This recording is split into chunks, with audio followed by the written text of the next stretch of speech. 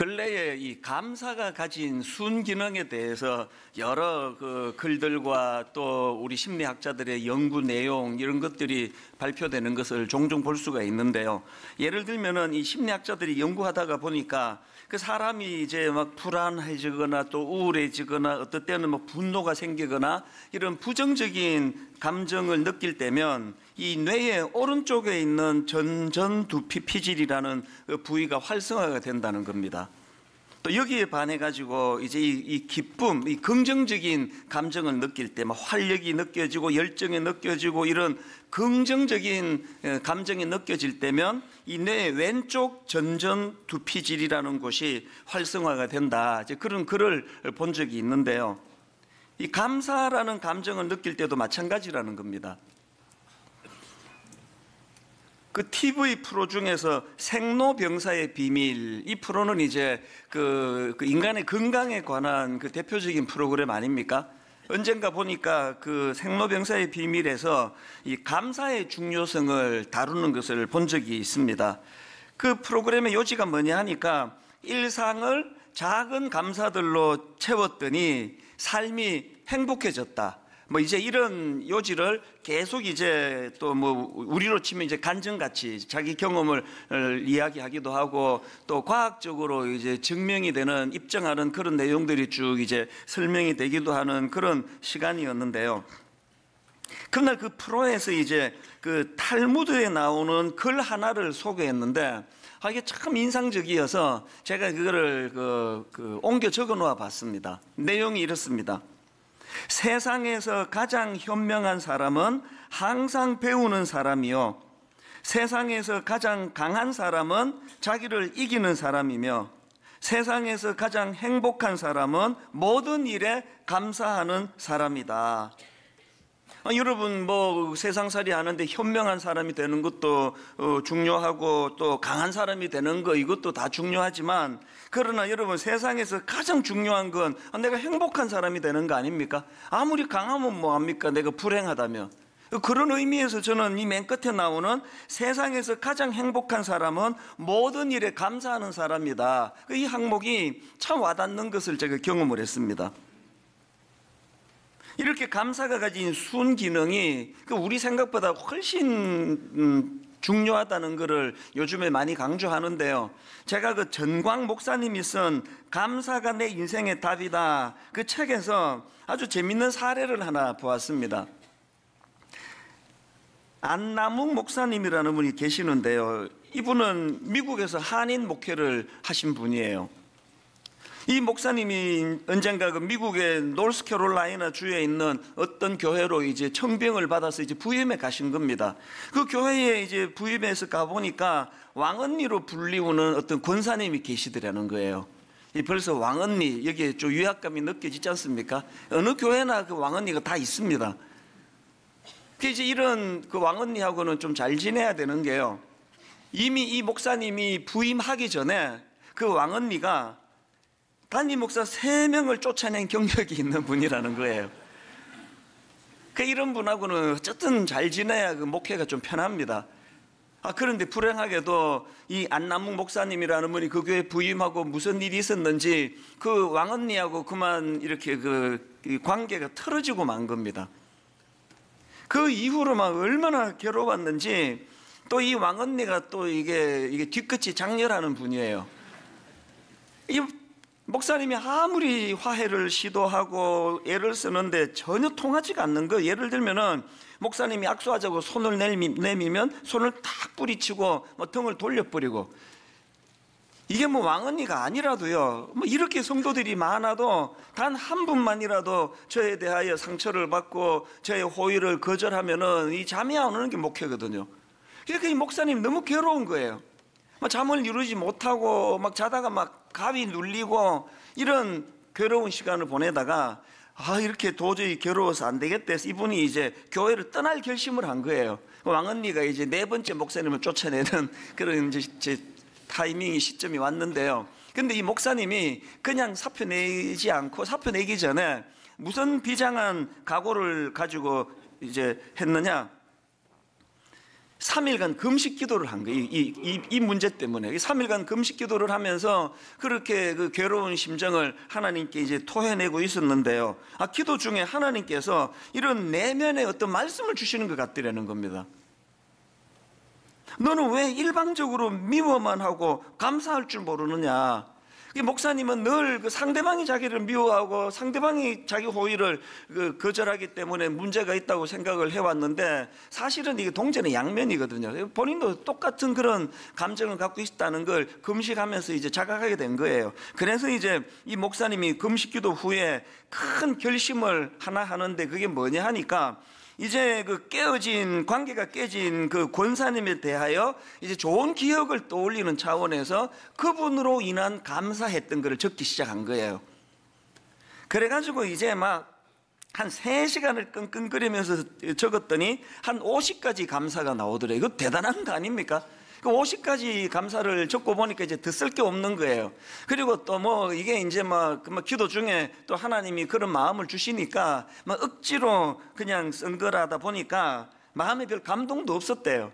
그래서 그냥 뭐 찢어버릴까 그런 생각도 들었는데, 목사님 참 귀한 분이에요. 근데 기왕 이렇게 그분에 대한 감사를 쓰기로 했는데 이 100가지 감사를 한번 채워보자. 그렇게 하고는 이제 이분이 다시 쓰기 시작했는데요. 막 쥐어짜고 그래가지고 보니까 한 80개 정도를 썼는데 더 이상은 안 나오는 거예요. 80개 이상. 그래서 이제 막 이분이 막 괴로워가지고 막 누웠다가 일어났다가 앉았다가 일어났다가 막 그야말로 막 낑낑거리면서 너무 이제 그런 괴로움 속에서 이거를 적어 내려갔는데요. 결국은 100가지 감사를 다 채운 거예요. 그러고 보니까 그게 새벽녘이더라고요. 새벽녘. 참 귀한 분 아닙니까? 그렇게 100가지 감사를 다 이제 완성하고 감사를 채우고 나니까 그 왕언니가 변화가 되기 전에 먼저 이제 이 목사님에게 변화가 찾아온 거예요. 비록 억지로 쓴 거기는 하지만 계속 그 상대방의 좋은 점을 찾아내려고 막 쥐어짜듯이 그렇게 하다가 보니까 이 목사님 마음에 문득 무슨 생각이 드는가 하니까, 그 권사님도 나름 괜찮은 면이 많은데 내가 왜 이렇게 미워만 했을까? 그 좋은 점을 보지 못하고 왜 그렇게 미워하는 마음만 내가 가졌을까? 그런 생각이 드는 순간에 이분이 퍼뜩 깨달은 게 뭐냐 하니까, 그쵸, 참 중요한 포인트로 생각합니다. 이런 걸 깨달았대요. 자기 눈에 그 권사님에 대하여 이 미움이라는 안경이 씌워져 있었다는 걸 깨닫게 됐다는 겁니다. 굉장히 중요한 포인트예요. 사실은요, 무슨 사건으로 어떤 사람하고 관계가 깨지는 순간 그 사건이 큰 사건이었기 때문에 그 순간에 그 사람에게 미움이라는 안경이 씌워져 버린 거예요.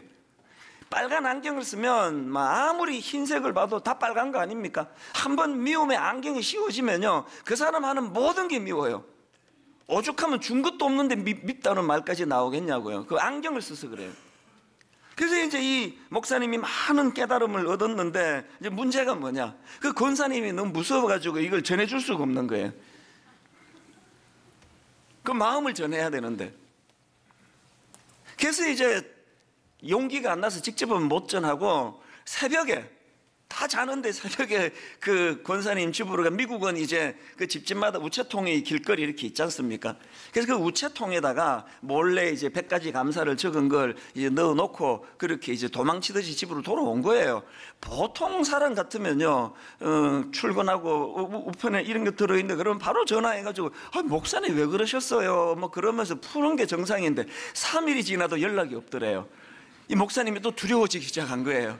이게 또 그분은 노역히 한 건 아닌가? 주일이 됐습니다. 주일날은 어차피 교회로 오니까요. 그 권사님이 이제 주일날 나타났는데요, 이 담임 목사님과 눈이 딱 마주쳤는데요, 막 이 권사님이 평소와 달리 막 두 팔을 높이 들고 달려와가지고 막 완전히 달라진 표정으로 이렇게 이야기하더랍니다. 목사님이 사람이십니까? 나는 목사님을 쫓아내려고 그렇게 못되게 굴었는데 100가지 감사라니요.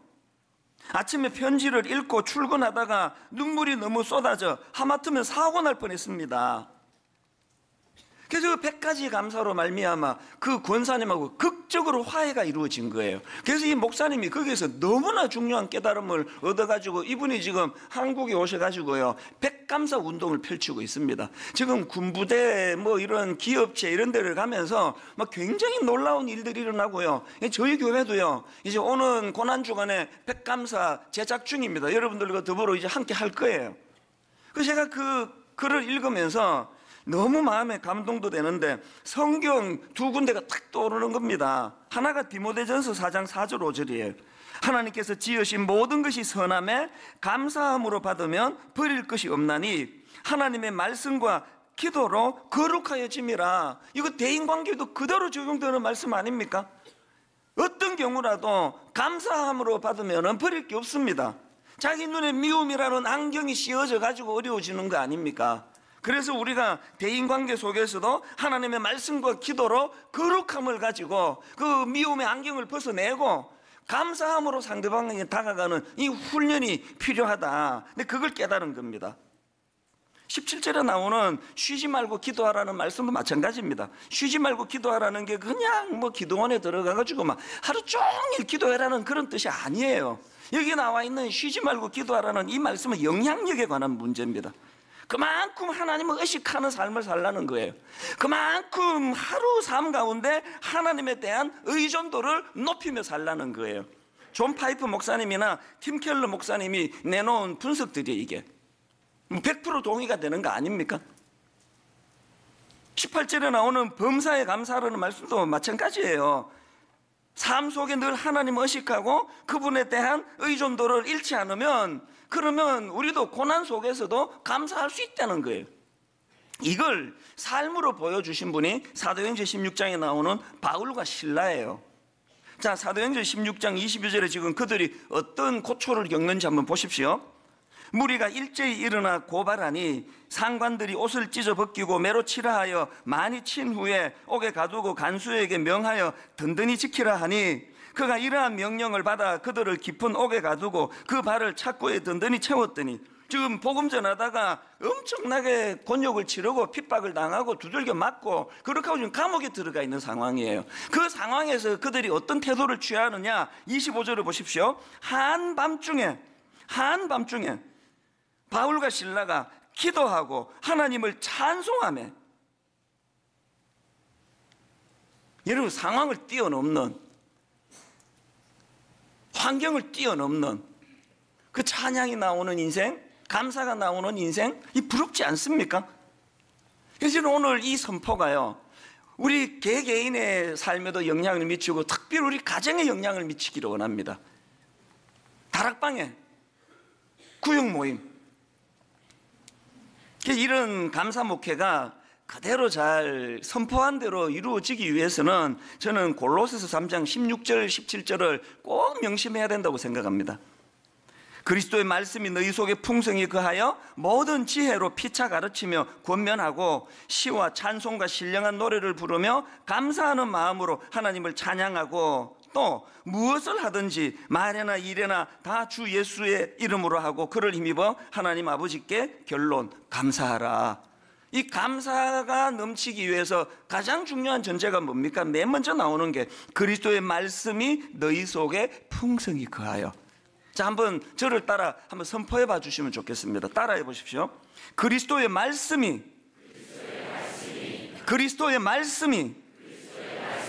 너희 속에 풍성히 거하여. 드라마 바이블을 가지고 막 꼭 그냥 200일 작전 그래가지고 뭐 200일 동안 구약 1독 신약 2독 안 해도 괜찮습니다. 또 어떨 때 바쁘면 또 건너뛰어도 돼요. 그 뭐 미분을 못 푸는데 내가 적분을 어떻게 풉니까? 성경은 그런 거 아니에요. 그냥 막 읽으면 돼요. 어디든. 이게 쌓이면 그냥 포기해 버리니까 이제 오늘부터 또 읽으시자고요.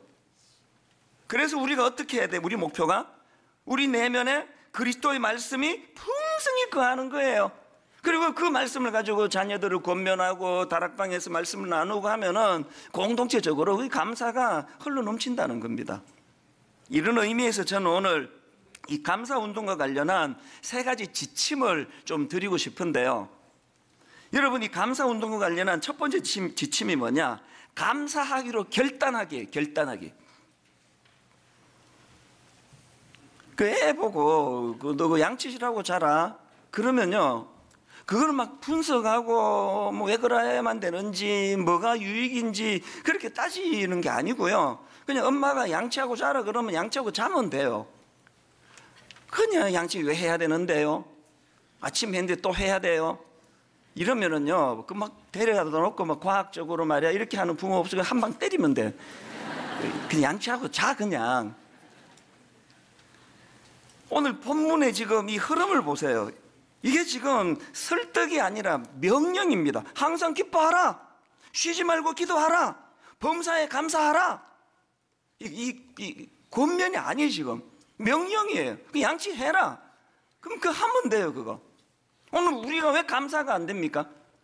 너무너무 이 도시교회 목회가요, 너무 똑똑한 분들이 많이 있어가지고 이 설교를 딱 선포하고 나면은 자 계속 분석하잖아요.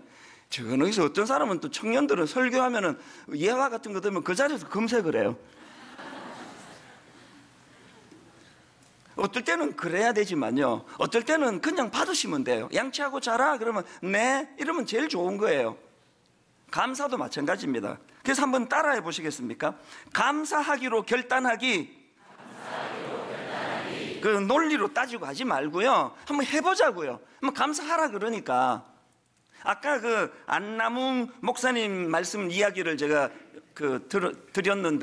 들려드렸는데 그분이 유명한 말을 했습니다. 감사하고 관련해서 이런 말을 했습니다. 감사할 게 없다고요? 참기름 짜듯이 쥐어 짜보세요. 생각지도 못한 감사한 일이 떠오를 겁니다. 이게 이분이 자기가 이거 직접 그 임상 실험 통해서 이게 경험한 거 아닙니까? 옷까지 쓰고 뭐 헤이 유치해 그리고 찢어버렸으면 그냥 교회 떠나고 뭐 그때부터 또 목회가 또 얼마나 힘들었을지 모르죠. 참기름 짜듯이 막 새벽까지 막 80개 하고는 더 이상 안 나오는데 쥐어 짜니까 백감사 운동이라는 너무나 아름다운 열매가 나타나더라는 거거든요. 부탁합니다. 감사하기로 결단하시기 바랍니다. 이 내가 손해보는 거 아닌가? 해도 소용없던데? 이런 것들 생각하지 말고, 캘리포니아 대학교 교수라고 합니다. 소냐 리우보머스키라는 분이 이런 말을 했습니다. 자신의 축복을 세며 감사하는 사람들이 삶의 더 큰 만족감을 경험한다. 이를 실생활에 적용하고 싶으면 감사일기를 쓰라. 다음 주일날 우리 마당에서 대대적으로 감사 노트를 제가 판매할 거예요. 그리고 그 감사 노트 전 수익금은 미자리 교회 사모님들을 위해 쓸 거예요. 여러분들이 감사 노트를 가족 숫자만큼 구입하셔야 돼요. 그리고는 함께 아이들과 더불어서 함께 감사 노트를 써가면서 그렇게 할 때 자신의 축복을 세며 감사하는 사람들이 삶의 더 큰 만족감을 경험한다고 그런 전문가 심리학자들이 그렇게 말하니까, 또 성경이 그걸 또 우리에게 요구하니까 그냥 그렇게 해보자는 거예요. 여러분 잘 아시는 시편 34편 1절부터 3절, 자 한번 내용을 들어보세요. 다윗이 쓴 시입니다. 내가 여호와를 항상 송축하며 내 입술로 항상 주를 찬양하리이다. 내 영혼이 여호와를 자랑하리니 곤고한 자들이 이를 듣고 기뻐하리로다. 나와 함께 여호와를 광대하시다 하며 함께 그의 이름을 높이세. 이 그냥 읽으면은 평이한 성경인데요, 조금 가격이 있는 성경을 보시면요, 여기 시편 34편하고 파란 글씨로 이 설명 하나가 붙어 있습니다. 시편 34편에 이렇게 설명이 되어 있습니다. 다윗이 아비멜렉 앞에서 미친 채 하다가 쫓겨나서 지은 시. 왕이라는 사람은 자기를 못 잡아먹어가지고 죽이려고 지구 끝까지 내가 추적해서 너 잡겠다 그러고, 다윗이 도망가다 안 돼가지고 너무 다급하니까 적지로 뛰어든 거 아닙니까? 그리고는 그 위험성을 인식하고 지금 목숨 부지하겠다고 침을 질질 흘리면서 그 미친 사람 행세해가지고 지금 겨우 목숨을 건진 상황이에요. 뭐 여성도 그렇지만 내가 남자다 보니까 남자들은요, 자존심이 무너지면 다 무너져요. 여기 누가 제 설교하는데 뭐 어떤 분이 한번 올라와가지고 내 뺨을 한 대 올려치면서 설교 그따위로 하느냐고 한마디만 하면요, 한 1년 제가 강단에 못 쓸 거예요. 다윗이 지금요 모든 자존심이 다 무너진 거예요. 그 구차하게 목숨 부지하겠다고 저 앞에서 침을 질질 흘리는 그런 수치스러운 일을 경험한 그 순간에 어떻게 이렇게 감사와 찬양이 넘치는 시를 쓸 수 있었냐, 이 미스테리 아닙니까? 이게 어떻게 가능했느냐를 제가 가만히 보니까 1절에 답이 있더라고요. 1절을 다시 한번 보세요. 내가 여호와를 항상 송축하며 내 입술로 항상 주를 어떻게 하겠다고요? 찬양하리이다. 먼저 자기가 그렇게 하겠다고 결단한 거예요. 내가 어떤 상황에서도 내가 감사와 찬양을 잃지 않겠다고 자기가 그렇게 결단하고 선포한 거예요. 결단하고 선포하니까 그렇게 그냥 수치스러운 자리에 빠져 죽고 싶은 그 상황에서도 감사가 나오더라는 겁니다. 왜 제가 감사하기로 결단하자는 게 왜 중요한지 아시겠습니까? 시편 44편 8절에도 보니까 우리가 종일 하나님을 자랑하였나이다. 우리는 하나님의 이름에 영원히 감사하리이다. 그렇게 한번 결단해 보세요. 어떤 상황에서도 내가 하나님께 감사하고 찬양하겠노라고 거기에 능력이 나타날 줄로 믿습니다. 그런가 하면 두 번째로요, 감사 운동과 관련한 지침이 하나 더 있습니다. 감사 습관 만들기예요. 결단만 한다고 되는 게 아니에요. 그 유진 피터슨이 메시지 성경을 썼는데 거기에 보면 오늘 본문은 이렇게 의역합니다. 내용을 잘 보세요. 무슨 일에든지 기뻐하십시오. 항상 기도하십시오. 무슨 일에든지 하나님께 감사하십시오. 이것이야말로 하나님께서 그리스도 예수 안에 있는 여러분에게 바라시는 뭐라고요? 생활 방식입니다. 유진 피터슨이 미국 분이니까 영어로 썼을 거 아닙니까? 그래서 이 원서로 이거 어떻게 썼는가 보니까 이렇게 되어 있습니다. This is the way God wants you. 여러분, 감사가 뭐 여러 가지 해야 되는 것 중에 하나의 어떤 아름다운 덕목이 아니에요. 이건 하나님이 예수 믿는 자들이 가져야 되는 생활 방식이래요. 이 구현해야 된다는 거예요. 감사의 길을 만들어야 돼요. 죄성을 가진 우리는요, 너무 그 불평불만의 길이 너무 많이 만들어져 가지고요, 이거 뭐 그냥 뭐 생각 안 하잖아요. 그냥 뭐 툭 나오면은 불평은 뭐 너무 자연스럽게 나오는 거 아닙니까? 그건 하나님이 여러분께 바라시는 생활 방식이 아니에요. This is the way God wants you. 내가 변화받는 그리스도인이라면 반드시 이 감사의 길을 만들어야 돼요. 습관적으로 이걸 만들어내야 됩니다. 그리고 오늘 본문 기뻐하라, 기도하라, 감사하라, 이것들을 다 원어적으로 이게 다 현재형이에요. 이게 문법적으로 이게 뭘 의미하느냐, 이게 어떤 일회적인 권면이 아니라는 거예요. 단회적인 권면이 아닙니다. 이건요, 지속적인 권면의 성격이에요.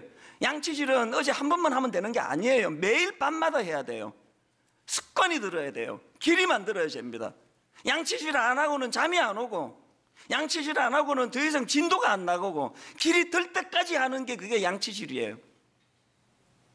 감사가 너무나 지금 불평불만의 길이 온 대한민국 한반도 전체를 뒤덮고 있는 이 상황에서 이제 우리가 감사하기로 결단하고, 그리고 이제 이 감사의 길을 만들기 위해서 이제 습관적으로 우리가 이 감사가 내 삶에 배이기 위해서 감사 습관을 만들어야 돼요. 제가 지난 월요일 날 그 해외 토픽 뉴스 같은 거를 봤더니요, 미국의 그 버거킹 아시죠? 그 맥도날드하고 그 쌍벽을 이룬다는 버거킹에서 놀라운 그 판매 전략을 가졌더라고요. 한 달에 $5만 내면은 한 달 내내 모닝커피를 마실 수 있는, 그거 미친 거 아닙니까? $5면은요 스타벅스 한 잔 값도 안 돼요. 한 잔 값밖에 안 돼요.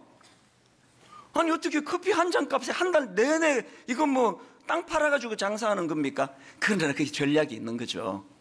여러 가지 전략이 있는 거죠. 커피 공짜 한 잔 마시러 와가지고 견물생심, 햄버거도 맛있게 생겼네, 프렌치 프라이도 사 먹을까? 그걸 노리고 있는 거고요. 그리고 그 전략, 거기 자기들은 분석한 거 없지만 딱 보니까 그게 딱 떠오르는데요, 자기들의 커피로 입을 길들이겠다는 거예요. 그걸 어떻게 알았냐? 저는 30년을 커피를 끊은 사람이거든요. 20대 초반부터. 33년인가 4년인가를 커피를 안 마시다가 한 1년 반 전에 커피를 다시 마시다가 또 이게 또 성대에 안 좋다 그래서 또 끊었다가 요 근래에 이제 아침에 딱 한 잔씩만, 커피 딱 한 잔씩만 제가 마시거든요. 저는요 커피 맛이 잘 몰라요. 딱 그 맛이 그 맛인데요. 내가 제일 좋아하는 커피는요, 우리 교회 앞에 있는 2,000원짜리 길거리 커피예요. 너무 맛있어요, 그게. 왜 나는 그 스타벅스 같은 데 가서 커피 마시면요, 이게 뭐 한약도 아니고 뭐 이렇게 막 쓰고 이러냐고, 맛이 하나도 없어요. 여러분, 내 입이 이렇게 싸구려입니까? 2,000원짜리가 나한테 맞는 입입니까? 아닙니다. 왜 그 2,000원짜리 길거리 커피가 맛있느냐? 그 싸다고 계속 그것만 마시니까 입이 거기에 길이 들어진 거예요. 버거킹의 작전이 그거예요. 계속 한 달 내내 자기들 커피만 마시면요, 나중에는 그게 제일 맛있어지는 거예요. 이야기 왜 드릴까요? 우리는 지금 불평불만의 맛이 들어있는 사람이에요.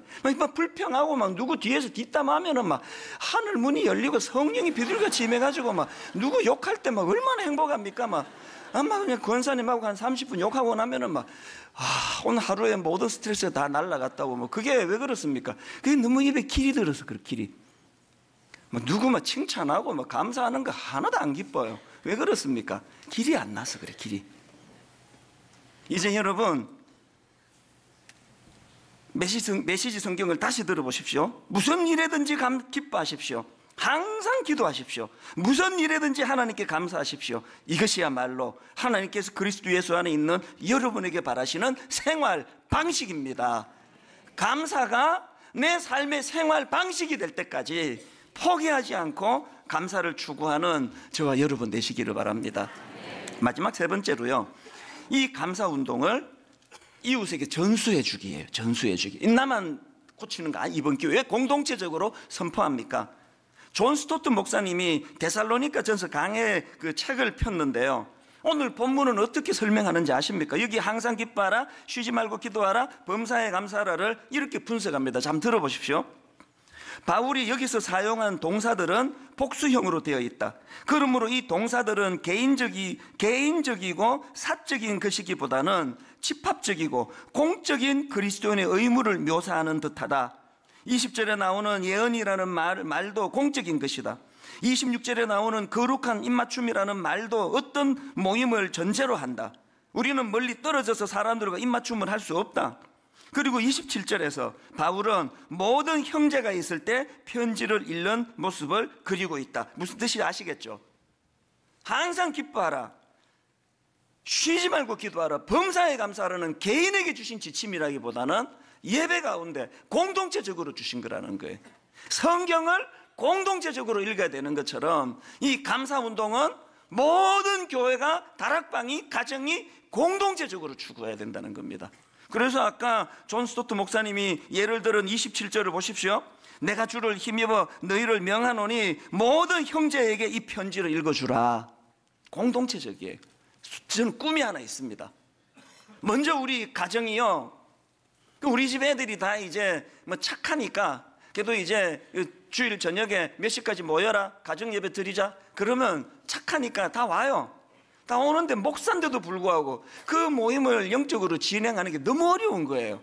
그래서 제가 이걸 고심했는데, 이제 기대하시라 개봉박두, 다음 주일날 완벽한 가정 예배 제가 플랜을 다 만들어 놨습니다.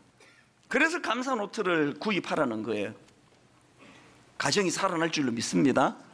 한 주일에 한 번 자녀들과 더불어 이 감사를 매개로 해서 함께 같이 그런 아름다운 시간을 가진다고 할 때, 그리고 부부가 손을 맞잡고 감사를 매개로 서로 그것들을 나눈다 할 때 가정에 놀라운 변화가 일어나리라고 믿습니다. 한 가지 말씀만 드리고 이제 말씀을 마무리하려고 하는데요, 여러분, 아까 제가 우리가 이 감사가 살아나기 위해서는 성령의 기쁨으로 말씀을 받아 성령이 도와주셔야 된다고 말씀을 드렸고요. 그런가 하면 또 한 가지 이 감사와 관련해서 가장 먼저 회복해야 되는 건 십자가 은혜에 대한 감사의 회복이에요. 우리가 아직 연약할 때에 계약대로 그리스도께서 경건하지 않은 자를 위하여 죽으셨도다. 우리가 아직 죄인 되었을 때에 그리스도께서 우리를 위하여 죽으심으로 하나님께서 우리에 대한 자기의 사랑을 확정하셨느니라. 이 십자가 사랑에 대한 감사와 감격이 먼저 회복이 되면 나머지는 그냥 따라오는 거예요. 그냥.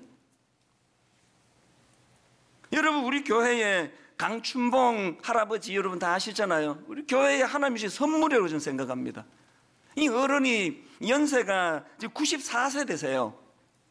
그런데 2007년 11월 달로 기억하는데요, 급하게 연락이 왔습니다. 지금 이 할아버지 강충복 집사님이 지금 위독한 상태라는 거예요. 그래서 이제 가족도 잘 못 알아보시고 이제 지금 막 굉장히 다급한 상황이라고 연락이 오셔가지고 그렇게 응급실에 계시다 그래가지고 제가 그 길을 갔습니다. 가족도 잘 못 알아보시고 왔다 갔다 하실 정도로 이 할아버지가요, 목사를 보더니 그 기계가 있는데요, 심장 박동이 막 달라지는 거예요.